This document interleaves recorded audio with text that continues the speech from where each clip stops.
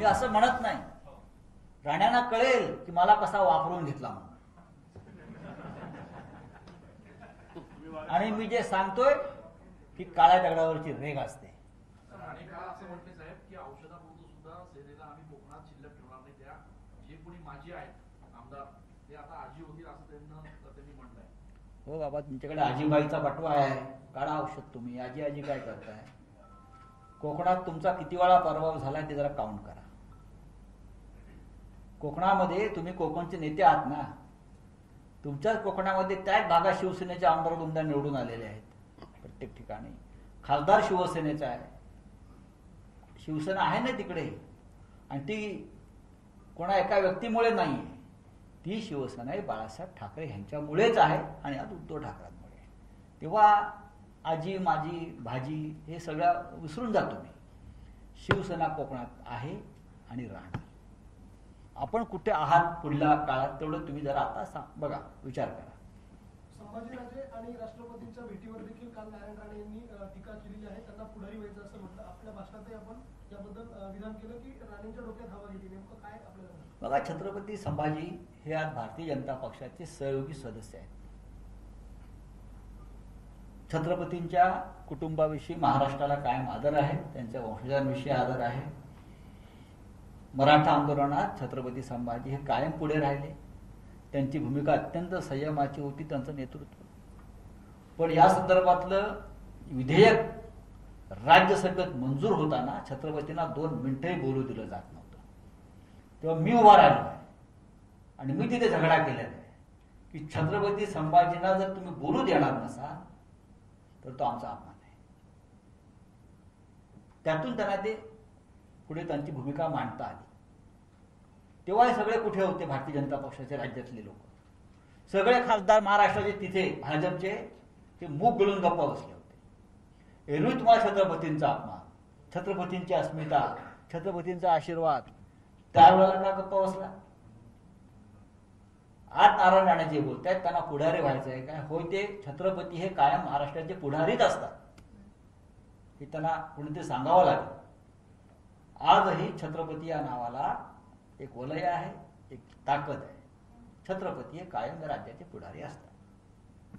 राऊत साहेब, काल राजनाथ सिंह यांचा पुण्यामध्ये कार्यक्रम झाला, त्याच्यामध्ये बोलताना ते म्हटलेत की दादोजी कोंडदेव आणि रामदास स्वामींनी शिवाजी महाराजांना खेळाच्या माध्यमातून शिक्षण दिल्यामुळे ते छत्रपती झाले, त्यामुळे एक नवीन वाद उभा राहिला. मी त्या वादात पडू इच्छित नाही.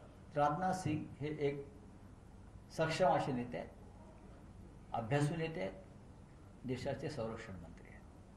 मगाशी आपण असं म्हणलात की आज 3 पक्षाचं सरकार आहे, उद्या एका पक्षाचे महापालिका निवडणूक आहे, जिल्हा परिषद निवडणूक आहे, काय नेमकं? ठीक आहे, आम्ही एकत्रच निवडणुका लढणार आहोत. प्रत्येकाला आपला पक्ष पहिला क्रमांकाचा करण्याचा अधिकार आहे. चला, धन्यवाद. रस्त्यावरची लढाई असेल किंवा अगदी कायदेशीर तुम्ही जी लढाई केली ती नाशिकपासून सुरू झाली. आगामी महापालिका निवडणुकांमध्ये नाशिकच्या या सगळ्या घडामोडींकडे कसं बघताय? कसं बघणार? मगाशी भाषणात सांगितलं, नाशिक हे महाराष्ट्राला राजकीय दृष्ट्या दिशादर्शक आणि मार्गदर्शक आहे. आणि मगाशी तुम्ही जे मला प्रश्न विचारला एका पक्षाच्या, त्या सुद्धा नाशिक आणि उत्तर महाराष्ट्राचं योगदान फार मोठं आहे. धन्यवाद. जय महाराष्ट्र. शिवसेनेचा भगवा फडकण्यासाठी युनिव्हर्सिटीने सावरकरांच्या नावावर कॉलेज सुरू करण्याचा निर्णय घेतलेला आहे. त्याचबरोबर अटल बिहारी आणि अरुण जेटली यांचंही नाव असणार आहे अभ्यासक्रमाला कॉलेजला. तुम्ही कसं बघताय? अरे ठीक आहे, असे ह्याला फार मत प्रदर्शन करण्याची गरज नाही. अटलजी असतील, अरुण जेटलीचं सुद्धा एक योगदान आहे आणीबाणीच्या काळामध्ये. त्या काळापासून राजकारणामध्ये, समाजकारणामध्ये, त्यानंतर कायदेशीर क्षेत्रामध्ये अरुण जेटलींचं नाव हे कायम तळपत राहिलं. आणि वीर सावरकरांच्या नावाने कॉलेज उभं राहते. पण आमची मागण्या त्यांना भारतरत्न कधी देणार? कॉलेज उभं करा, विद्यापीठ उभं करा, पण त्यांच्या क्रांतिकार्याला राष्ट्रीय प्रतिष्ठा आपल्याला द्यायची जर वेळ आली तर आपल्याला त्यांना भारतरत्नानं सन्मानित करावंच लागेल. धन्यवाद. आपण सर्वजण आला चहा पाण्याचा आस्वाद घ्या. त्यामुळे नेहमीच्याच आक्रमक शैलीमध्ये संजय राऊत दिसले आणि त्यातही नारायण राणे यांच्या संदर्भातला प्रश्न असेल तर संजय राऊत अधिक आक्रमक होताना दिसतात. आणि हा कलगीतुरा पुढे कसा सुरू राहणार याचे काही संकेत संजय राऊत यांनी पत्रकारांनी विचारलेल्या प्रश्नाला उत्तर देताना केले. जनआशीर्वाद यात्रेचा शेवटचा टप्पा नारायण राणे यांचा आहे आणि ही यात्रा संपता नारायण राणे यांनी म्हटलंय की ते काही गौप्यस्फोट करणार आहेत. तर मुख्यमंत्र्यांनी मात्र लगाम घातला असं म्हणत सूचक वक्तव्य संजय राऊत यांनी केलं. तिकडे केंद्रीय मंत्री नारायण राणे यांच्या जनआशीर्वाद यात्रेमुळे राज्यातलं राजकीय वातावरण ढवळून निघालंय. राणे यांनी मुख्यमंत्र्यांवर केलेली टीका आणि त्याला शिवसैनिकांकडून मिळालेलं प्रत्युत्तर यामुळे मोठा राजकीय धुराळा उडाला. नाशिक दौऱ्यावर असलेल्या राऊत यांनी राणेंच्या यात्रेवर तोंडसूक घेतलं. आमच्या अंगावर आला तर जशास तसं उत्तर देऊ असा पुनरुच्चार सुद्धा त्यांनी केला होता.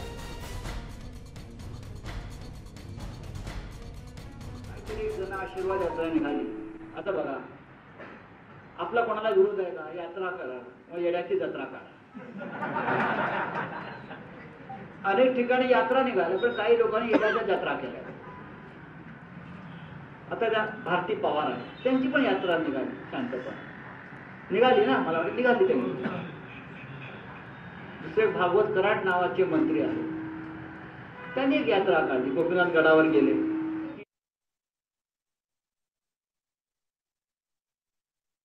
अतिशहाणा मोदींचा आदेश पाळत नाही, भारतीय जनता पक्षाचा आदेश त्यांचा पाळत नाही आणि सरकारचा प्रचार न करता, मोदींचा प्रचार न करता शिवसेना, उद्धव ठाकरे, संजय राऊत, महाविकास आघाडी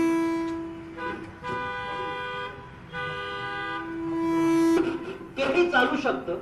आम्हाला सवय आहे टीका सहन करण्याची. आमचं जे शरीर आणि आमचं मन जे बनलं आहे ना, ते असे घाव, टीका, हल्ले सहन करून आम्ही बनले. वारंवार घसरल्यावरती एकदा लगाम घालणं कायद्यानं गरजेचं होतं. तो राज्याच्या मुख्यमंत्र्यांनी घातला. मंत्र्यांची भाषा ही सभ्य असावी. ज्याने घटनेची शपथ घेतलेली आहे, मग ते राज्यमंत्री असेल, तो केंद्रीय मंत्री असेल, ज्याने घटनेची शपथ घेतली आहे त्याची सभ्यता आणि त्या पदाची प्रतिष्ठा पाळणं गरजेचं आहे. आम्हाला तुम्ही अजिबात धमकवण्याचा प्रयत्न करू नका. काय धमक्या देतात? तुमच्या कुंडला काढा. तर तुम्हाला कुंड्याला नाही, तुम्हाला नाही येत का? तुम्ही आज आमच्यावरती काय जे काय बोलायचे ते बोला, पण ज्या दिवशी आम्ही आमचे संदूक उघडू आणि त्यातून जे काय बाहेर पडेल त्याची तयारी ठेवा. जर हे लोक म्हणत असतील, आता बरोबर सुद्धा म्हणाले ते पडणार आहे. अरे पडणार आहे काय? पडणार तो झाडावरचा आंबा पडणार आहे, ते पडणार आहे म्हणे, पडणार आहे, सरकार पडणार आहे, 2 वर्ष ऍक्टिव्ह पडणार आहे. अरे तुम्ही पडाल चालता एक दिवस, पण सरकार पडणार, सरकार मजबूत. 3 पक्षाचं सरकार, काय सांगावं उद्या 1 पक्षाचं. तर तिकडे कोकणातल्या जनआशीर्वाद यात्रेवर उदय सामंत यांनी सुद्धा जोरदार प्रतिक्रिया दिली. कोकणातील जनआशीर्वाद यात्रा का गाजत आहे हे सगळ्यांनाच माहिती आहे. आम्ही मंत्री असलो तरी शिवसैनिक सुद्धा आहोत.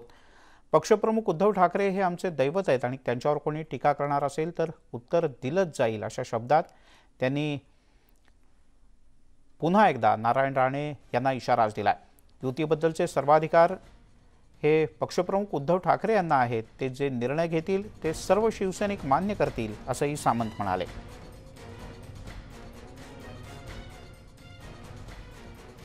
जशा पद्धतीनं ॲक्शन होते त्याच पद्धतीनं रिॲक्शन होते. चांगल्या पद्धतीची जर ॲक्शन झाली तर चांगल्या पद्धतीचीच रिॲक्शन मिळणार आहे. परंतु कायम उद्धव ठाकरे साहेबांना जर टार्गेट करण्याचा प्रयत्न केला आणि तशी ॲक्शन असेल तर त्याची रिॲक्शन काय असू शकते हे 4 दिवसापूर्वी शिवसैनिकांनी दाखवलेली आहे. महाराष्ट्राच्या विकासाची जर चर्चा झाली असेल तर हेच महाराष्ट्राला अपेक्षित आहे, हेच राजकारण महाराष्ट्राला अपेक्षित आहे. आणि म्हणून महाराष्ट्राच्या विकासाच्या निमित्तानं किंवा ओबीसी आरक्षणाच्या बाबतीमध्ये असेल किंवा मराठा आरक्षणाच्या बाबतीमध्ये असेल तर 2 नेत्यांची चर्चा झाली असेल तर ते महाराष्ट्राच्या भल्यासाठीच आहे.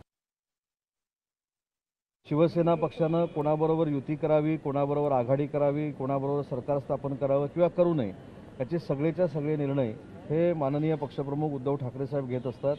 ते पक्षप्रमुख आहेत, आमची सगळ्यांची त्यांच्यावर श्रद्धा आहे. त्याच्यामुळे उद्धव ठाकरे साहेब जो काही निर्णय घेतात तो आम्हाला बंधनकारक असतो, राहतो आणि शिवसैनिक म्हणून आम्ही तो मानतो. आता जाऊयात थेट सिंधुदुर्गात. केंद्रीय मंत्री नारायण राणे यांची पत्रकार परिषद सुरू आहे. माझ्या आयुष्यातील एक असे मालमत्ता, पैसे सगळेच मिळवतात, पण मी हाराची किंमत पैशाने करू शकत. मला मिळालेलं खातं आहे मायक्रो, लघु आणि मध्यम. आमच्या आशिष सेलाने बरीचशी माहिती. बांधवनो, हा विभागातर्फे मी जनतेला आर्थिक सक्षम करू शकतो, उद्योजक बनवू शकतो, उद्योजकांकडून रोजगार निर्मिती करू शकतो. माझ्याजवळ जे मायक्रो विभाग आहे, सूक्ष्म, त्यापासून सूक्ष्म उद्योगाला 1 कोटीपर्यंत कर्ज मिळतं, 35% सबसिडी. लघुला 50 कोटीचं कर्ज मिळतं, त्यामध्ये 35 ते 90% सबसिडी. आणि मध्यमला 250.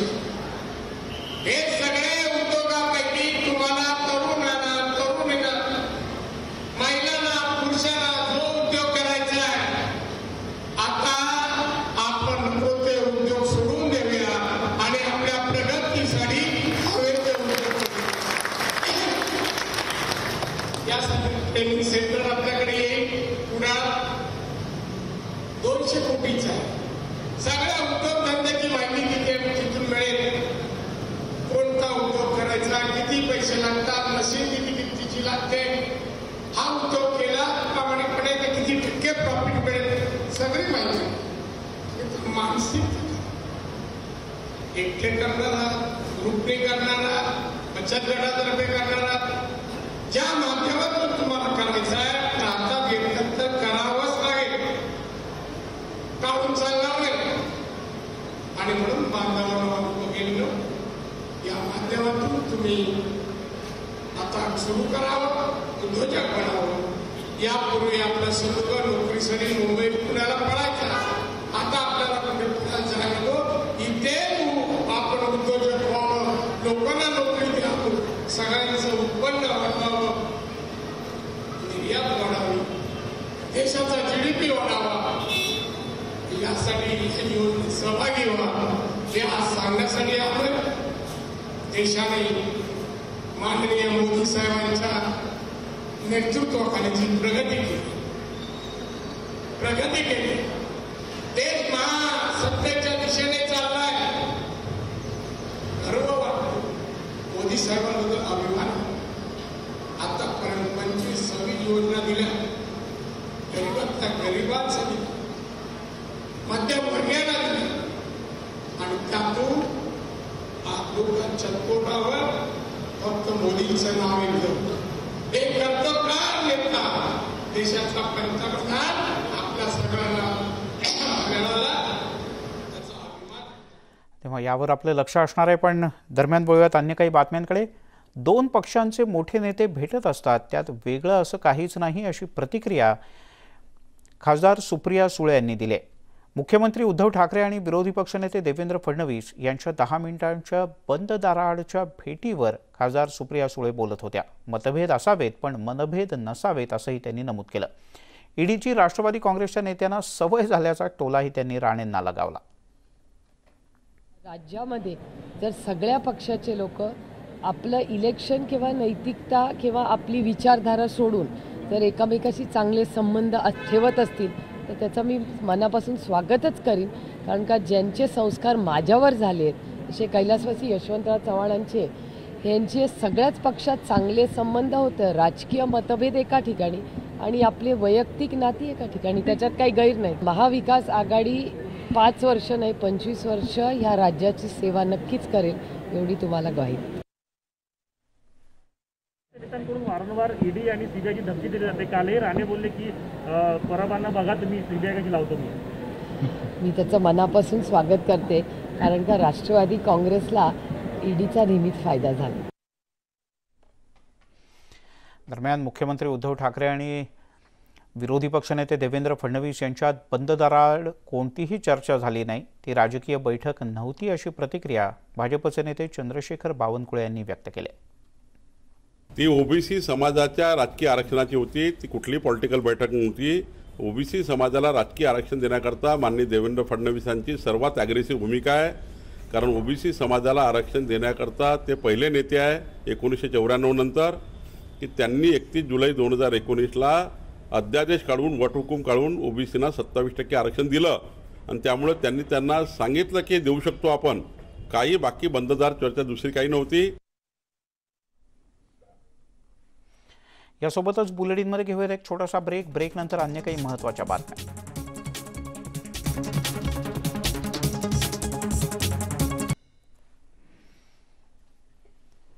आपण पाहताय न्यूज 18 लोकमत. आणि आता एक खास बातमी. सध्या विविध केंद्रीय मंत्र्यांच्या जनआशीर्वाद यात्रा सुरू आहेत आणि जनआशीर्वाद यात्रेच्या दरम्यान हे सगळे नेते अधिकाधिक लोकांना भेटण्याचा प्रयत्न करतात. कोकणातली जी यात्रा आहे त्यात नारायण राणे यांच्यासोबत भाजपचे अन्यही काही नेते आहेत. उद्धव ठाकरे आणि देवेंद्र फडणवीस यांची बंद दाराआड जी भेट झाली त्यावर आता विविध राजकीय पक्षांचे नेते प्रतिक्रिया देऊ लागलेत. हे दोन्ही नेते राज्यातले मोठे नेते आहेत, त्याच्यामुळे त्यांच्यात राजकीय चर्चा झाली असणारच, असं म्हटलंय भाजपचे नेते आणि आमदार प्रसाद लाड यांनी. या दोन्ही नेत्यांची मैत्री आजही अबाधित असल्याचं त्यांनी म्हटलंय. त्यांच्याशी बातचीत केली आमचे प्रतिनिधी तुषार रोपनवर यांनी. सर, काय सांगाल तुम्ही? मुंबईपासून या यात्रेला सुरुवात झाली, दुसऱ्या टप्प्यात कोकणामध्ये देखील आहे. जनतेचा मोठा प्रतिसाद पाहायला मिळतोय, मात्र सत्ताधारी आपल्याला खोडा आणताना पाहायला मिळतात. काय नेमकं कारण आहे? ह्या यात्रेबद्दल जर बोलायचं झालं 2 शब्दामध्ये तर सत्ताधाऱ्यांची हवा गेली. हे 2च शब्द ह्या यात्रेच्या रूपात सत्ताधाऱ्यांना बोलण्या इतके खूप झाले. कारण निश्चितपणे मुंबईपासून सुरू झालेली यात्रा वसई, विरार, रायगड, रत्नागिरी आणि आता सिंधुदुर्गात प्रवेश केल्यानंतर जनतेचा प्रचंड उत्स्फूर्त प्रतिसाद आणि राणेसाहेबांचं जे सत्ताधाऱ्यांनी जाणून बुजून केलेलं अटकनाट्य, त्यानंतर रत्नागिरी आणि सिंधुदुर्गमधल्या कार्यकर्त्यांचा जनतेचा दादांना आशीर्वाद देण्यासाठी असलेला उत्स्फूर्त प्रतिसाद हा या यात्रेचं रूपच बदलून टाकणारा होता. आपणही काल पाहिलं, एवढ्या रात्री 11, 11:30 वाजेपर्यंत जनता उभी होती. दादांनी देखील नियमांचं पालन केलं, तरी देखील जनता उत्स्फूर्तपणे दादांना पाहण्यासाठी, आमचे दादा, कोकणातले दादा हे पाहण्यासाठी जनता सातत्याने उभी आहे. आज देखील आपल्याला तेच पाहायला मिळेल आणि उद्या देखील यात्रा समाप्तीपर्यंत आपल्याला तेच पाहायला मिळेल. आपण पाहिलं असेल तर जनआशीर्वाद यात्रा ते कोर्ट यात्रा हा प्रवास पाहायला मिळत होता. कार्यकर्ते रस्त्यावरती भिडताना पाहायला मिळतात. मात्र दुसरीकडे 2 पक्षांचे प्रमुख नेते बंद दाराआड चर्चा करतायत, अनेक चर्चा देखील रंगतायत. काय सांगाल? यामध्ये प्रामुख्याने देवेंद्र फडणवीस आणि उद्धव ठाकरेंची काल झालेली भेट. निश्चितपणे मला असं वाटतं की कालची भेट ही एका माजी मुख्यमंत्र्यांची, विरोधी पक्ष नेत्याची आणि आताच्या आजी मुख्यमंत्र्यांची ओबीसी विषयावर चर्चा करण्यासाठी झालेली ही भेट होती. त्यामुळे एखाद्या माजी मुख्यमंत्र्यांनी एखाद्या आजी मुख्यमंत्र्याला एखाद्या विषयावरती चर्चा करणं, राज्याच्या प्रश्नांवरती बोलणं हे साहजिकच आहे. त्यामुळे मला असं वाटतं की या भेटीमध्ये काही नवीन असं नव्हतं. म्हणजे माजी मुख्यमंत्र्यांनी आजी मुख्यमंत्र्याकडे केलेला हा मैत्रीचा हात आहे का? कारण की यापूर्वी त्यांची मैत्री होती, मात्र ह्या मैत्रीला कुठेतरी तडा गेला आणि त्यामुळे माजी मुख्यमंत्री आपल्याला विरोधी पक्षात बसताना पाहायला मिळाले. मैत्रीला तडा गेलेला नाही. हे राजकीय निश्चितपणे मतभेद आहेत, पक्षापक्षांतर्गत मतभेद असू शकतात. मैत्री ही कधीही तुटत नसते, मैत्री ही मैत्री असते.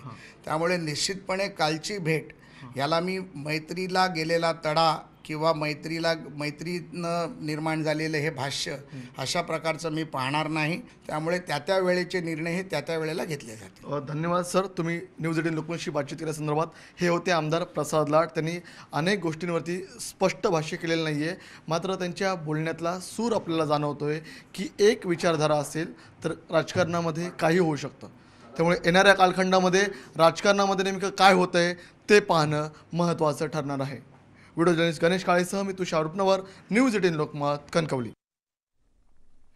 पुण्यात पुढच्या बातमीकडे. केंद्रीय मंत्री डॉक्टर भागवत कराड जनआशीर्वाद यात्रेच्या दरम्यान अचानक एके ठिकाणी थांबले आणि शेतात उतरले. वैजापूरमध्ये ते या जनआशीर्वाद यात्रेनिमित्तानं फिरत होते. इथल्या शेतकऱ्यांशी त्यांनी संवाद साधला. शेतकऱ्यांनी स्वाभाविकपणे पहिली तक्रार केली ती पीक विम्याच्याबद्दल.